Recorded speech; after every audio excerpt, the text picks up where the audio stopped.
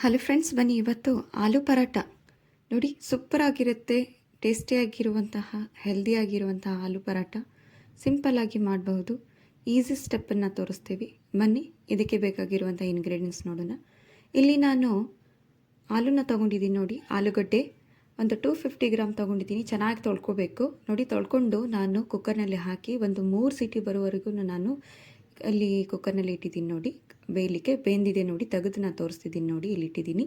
ಇಲ್ಲಿ ಬನ್ನಿ, ನಾವು ಹಿಟ್ಟು ನಾದ್ಕೋಬೇಕು. ಅದಕ್ಕೆ ನಾನು ಗೋಧಿ ಹಿಟ್ಟು ತೊಗೊಂಡಿದ್ದೀನಿ. ಈ ಕಪ್ನಿಂದ ನಾನು 3 ಕಪ್ ಹಾಕ್ಕೊಂಡಿದ್ದೀನಿ ನೋಡಿ ಗೋಧಿ ಹಿಟ್ಟು. ಇದಕ್ಕೆ ಇಲ್ಲಿ ಸ್ವಲ್ಪ ನಾನು ಅರ್ಧ ಸ್ಪೂನು ಉಪ್ಪು ಹಾಕಿದ್ದೀನಿ. ಆಮೇಲೆ 3 ಸ್ಪೂನು ಎಣ್ಣೆನ ಹಾಕ್ತಿದ್ದೀನಿ ನೋಡಿ ಹಿಟ್ಟಿನಲ್ಲಿ. ಇದನ್ನು ಈ ರೀತಿ ಮಿಕ್ಸ್ ಮಾಡ್ಕೊಳ್ಳೋಣ.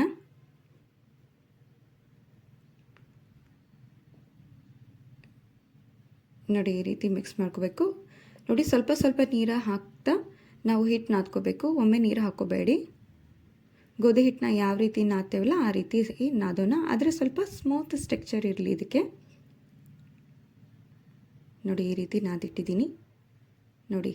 ಸ್ವಲ್ಪ ಸ್ಮೂತ್ ಇರಲಿ ನೋಡಿ.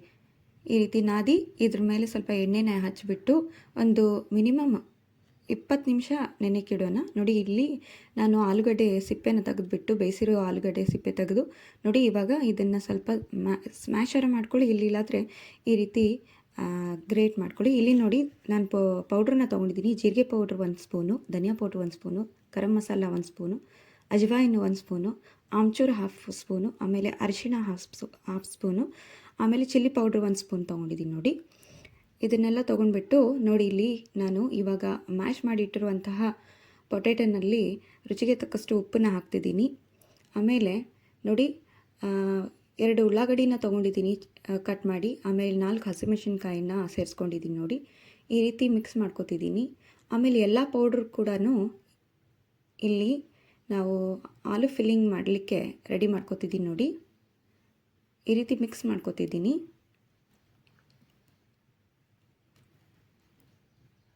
ನೋಡಿ. ಇದು ಆಲೂ ಫಿಲ್ಲಿಂಗ್ ರೆಡಿಯಾಗಿದೆ.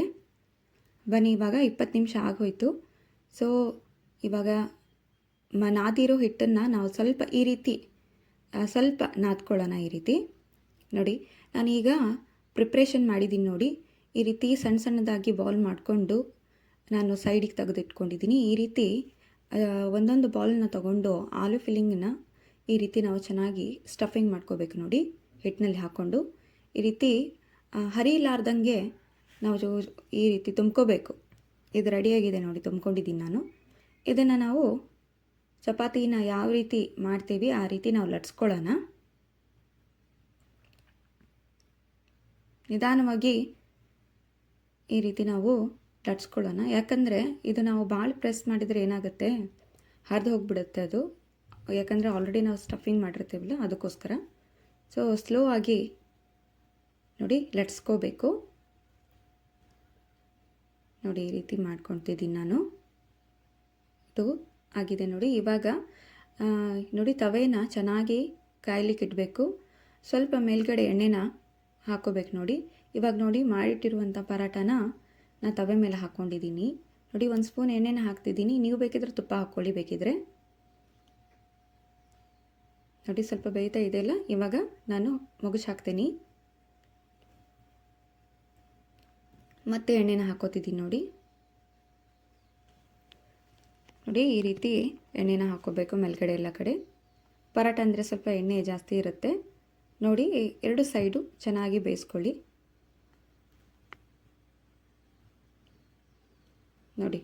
ಈ ರೀತಿ ಸ್ವಲ್ಪ ಪ್ರೆಸ್ ಮಾಡ್ತಾ ಈ ರೀತಿ ನೋಡಿ ಮಾಡ್ಕೊಳ್ಳಿ. ತುಂಬ ಪ್ರೆಸ್ ಮಾಡಿದ್ರೆ ಅದು ಹರಿದು ಬಿಡುತ್ತೆ. ಅದಕ್ಕೋಸ್ಕರ ನಿಧಾನವಾಗಿ ಮಾಡ್ಕೊಳ್ಳಿ. ಅದು ತಾನೇ ಉಬ್ಬುತ್ತೆ ಸಾವಕಾಶ ನೋಡಿ.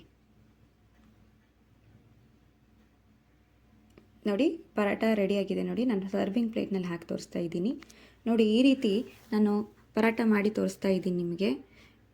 ಬಿಸಿ ಬಿಸಿ ಆಗಿರುತ್ತೆ, ಸೂಪರ್ ಆಗಿರುತ್ತೆ. ಕೆಚಪ್ ಜೊತೆ ನೀವು ತಿನ್ಕೊಳ್ಳಿ, ಅಥವಾ ನೋಡಿ ಮೊಸರು ಜೊತೆ ಹಾಕ್ಕೊಂಡು ತಿನ್ಕೊಳ್ಳಿ.